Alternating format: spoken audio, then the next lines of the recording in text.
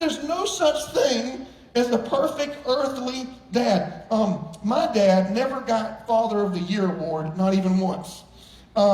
He did, however, he did provide for us.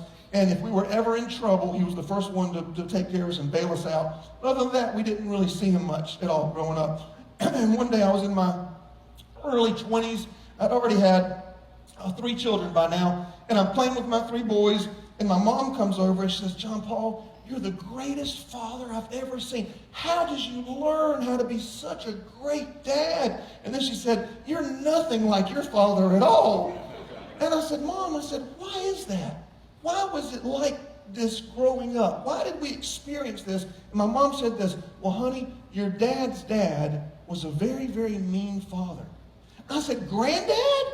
All I know is that he's nice and kind. He's a giver." She said, "No, that's after he got saved." She said he used to beat your father when he was younger, and from the age of 0 to 40 years old, your grandfather never once told your dad, "I love you" or "I'm proud of you."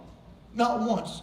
Till my dad was in his 40s. He finally, after my granddad got saved, he finally heard his father say, "I love you and I'm proud of you." And that upset me so much because I didn't believe my granddad could be like that. So a few months later, I went to my grandma and granddad's house and I was visiting with the kids and all. And me and my grandma, we were in the kitchen by ourselves. I said, "Grandma, Mom told me that that Dad's dad, my granddad, was a mean father, was not a good dad at all. Is that true?" And my grandma looked at me and she said, "That's because your grandfather's father was a horrible man." I said, "What did he do?" She said that he would beat all of his children, and one time he tried to strangle your grandfather to death at 10 years old out on the front porch until his wife had to come and take him off of him.